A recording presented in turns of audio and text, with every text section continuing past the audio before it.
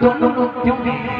भगवान भोलेनाथ कहने लगे देवी जब से मेरे भगवान का जन्म हुआ है तब से भैया लक्ष्मण जी साथ ही हैं।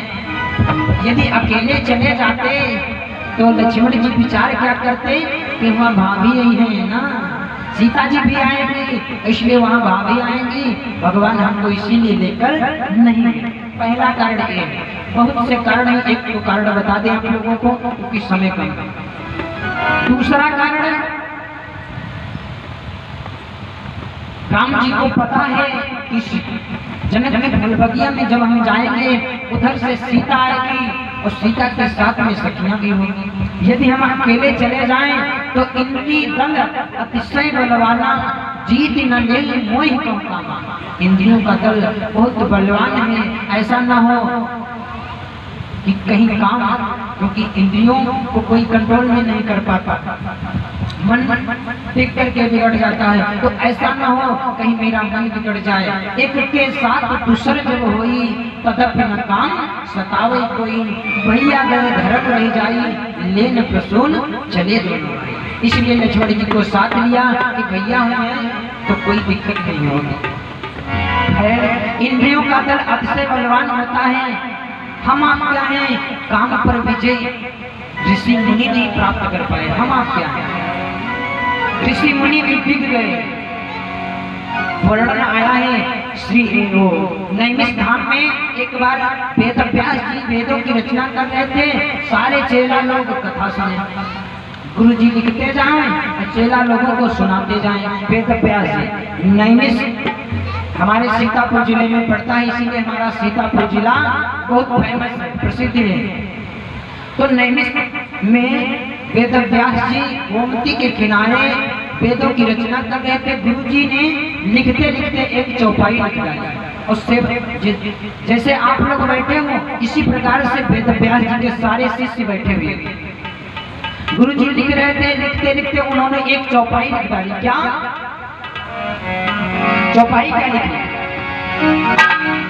कि माता सुता बहन के तीरा, माता सुता बहन के तीरा, माता सुता बहन के तीरा, माता सुता बहन के तीरा, माता सुता बहन के तीरा, माता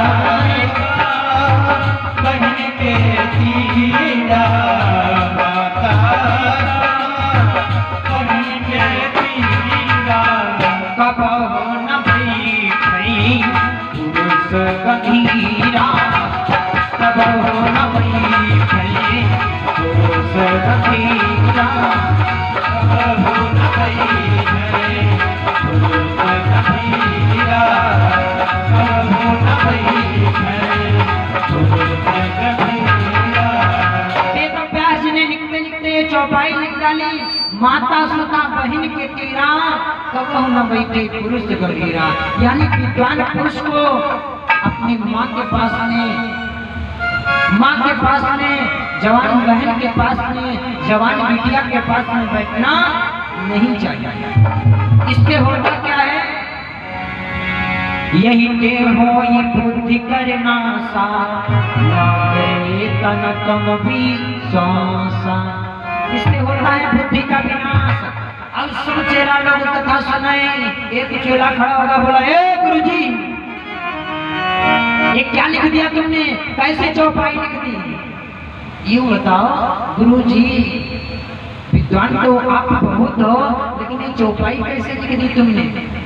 यदि व्यक्ति अपनी माँ के पास में न बैठे, अपनी बहन के पास में न बैठे, अपनी बिटिया के पास में न बैठे, तो कहाँ चला जाए? गुरुजी से जैमिनी ऋषि ने सवाल किया, गुरुजी कहाँ चला जाए आदमी? एक देहात में कहावत कही जाती है, कहा गुरुजी के बारे में घुस जाए। तो गुरुजी कहाँ चला जाए आदमी? गुरुजी ने कहा ये भी बात। तो जैमिनी कहने लगे, अब कभी कभी दादा आपको बता दें, चेला गुरु पर हावी हो जाते, कभी कभी चेला गुरु पर हावी हो जाता है। एक बार स्कूल में एक मास्टर साहब ने एक भैया को खड़ा किया, बोले खड़े हो तुम। लड़का खड़ा हो गया, अलग 15 फलों के नाम बताओ। अच्छा, अलग सेब, गुरु जी ने कहा, अलग संतरा, हाँ, अमरूद, हाँ, अलग 1 दर्जन केला, अलग 1 दर्जन केला, 15 हो गई। तो कभी कभी चेला गुरु पर हावी हो जाता है। आई तो गुरु जी को टोक दिया, ए गुरु जी तुमने कैसी चौपाई लिख दी? व्यक्ति माँ के पास में ना बैठे, बहन के पास में ना बैठे, बेटिया के पास में ना बैठे तो कहाँ चला जाए? कहाँ चला जाए गुरु जी? कि गुरुवर लिखे हो कहाँ चौपाई, गुरु जी गुरुवर लिखे हो कहाँ चौपाई, गुरुवर लिखे हो कहाँ चौपाई, गुरुवर लिखे हो कहाँ चौपाई, गुरुवर लिखे हो कहाँ चौपाई, अपर लिखो यहाँ देव मिठाई, अपर लिखो यहाँ देव मिठाई, अपर लिखो यहाँ देव मिठाई, अपर लिखो यहाँ देव मिठाई। गुरु जी ये तुमने क्या लिख दिया? अपर, अपर यहाँ पर देखिए भोजपुरी शब्द का प्रयोग यहाँ हुआ, अपर माने दूसरी। जैमिनी ने कहा गुरु जी अरे बुढ़ाए गए हो सकता दिमाग कुछ कमजोर होगा हो, इसलिए हो सकता है गलती हो सकती है, लेकिन चलो गलती कोई बात ना है, बुढ़ाए गए हो गलती हो गया कोई बात ना है। वह चौपाई काट दो गुरु जी, हमारी लिख दो, तुमका न मालूम हो क्या? जमीन कहने लगे हमारी लिख दो चौपाई। वेद व्यास ने कहा आपकी चौपाई कौन है? तो जमीन कहने लगे सुनो गुरु जी, माता सुता बहनी का त्यागे, माता सुता बहनी का त्यागे, माता सुता बहन का त्यागे, माता सुता बहन का त्यागे, माता सुता बहन का त्यागे, माता सुता बहन का त्यागे। फिर नर बैठे किनके आगे, फिर नर बैठे किनके आगे, फिर नर बैठे किनके आगे, फिर नर बैठे किनके आगे। गुरु जी अपनी काट दो, हमारी लिख दो चौपाई। गुरु जी ने कहा अच्छा तुम्हारी लिख दे। गुरु जी ने कहा कोई बात नहीं, माँ बहनों वो विद्वान नहीं जो अपनी शंका का समाधान ना कर दे। जब तक विद्वान को अपनी शंका का समाधान नहीं कर ले तब तक उसे आगे नहीं बढ़ना चाहिए। तो गुरु जी ने क्या वहीं पर एक रेखा खींच दी, चौपाई काटा नहीं। गुरु जी ने कहा जब ये चौपाई सिद्ध हो जाएगी, जब इसको हम सत्य करके देख लेंगे तब आगे की रचना करेंगे। सभी चेला लोगों की छुट्टी हो गई, सभी अपने अपने घर पहुंच गए। जैमिन ऋषि भी अपनी कुटिया को चले गए, जैमिन ऋषि भी अपनी कुटिया को चले गए, सारे चेला लोग अपनी कुटिया को चले गए। अब इधर गुरु जी ने सोचा कुछ उपाय तो करें, ये बात सत्य करें, चौपाई अपनी सत्य करें।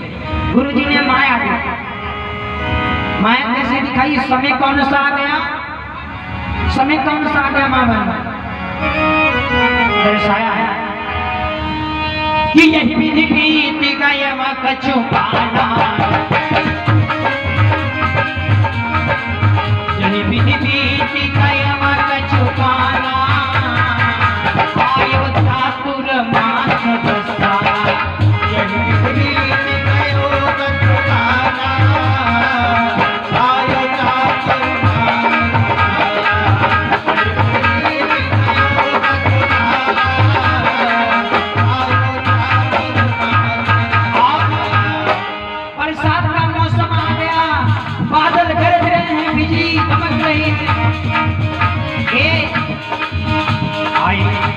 तर में भगवू चाहे मेरा अपनी आवाज तर हाय तल तर में भगवू चाहे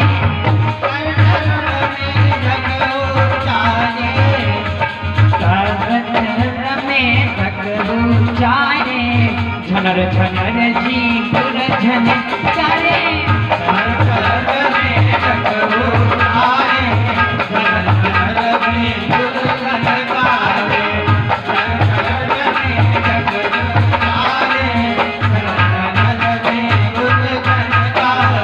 बरसात का मौसम आ गया, बिजली दमक रही है, हवा चल रही है, तूफान चल रहा है और जैमिनी ऋषि अपनी कुटिया में अंदर बैठे जैमिनी ऋषि बैठे हैं। तब तक जैमिनी ऋषि को लघु शंका लगी।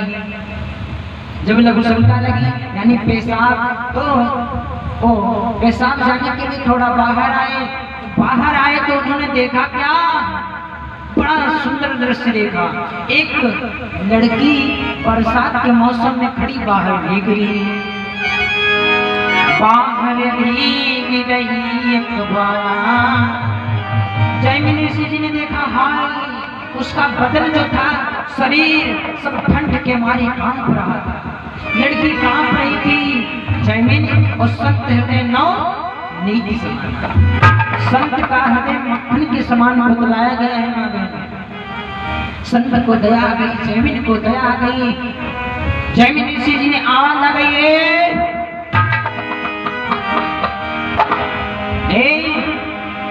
तुम कौन कहाँ से आई हो राधे, कि तुम कौन कहाँ से आई हो, कहाँ से आई हो, क्यों जंगल में भटक रही हो, तुम कौन कहाँ से आई हो, कुछ अपना नाम बता देगी, तुम कौन कहाँ से आई हो, कुछ अपना नाम बता देगी, तुम कौन कहाँ से आई हो, कुछ अपना नाम बता देगी, तुम कौन कहाँ आई हो, कुछ अपना नाम बता देगी, तुम कौन कहाँ से आई हो, कुछ अपना नाम बता देगी, और तुम क्यों जंगल में भटक रही, तेरी तुम क्यों जंगल में भटक रही, कुछ अपना काम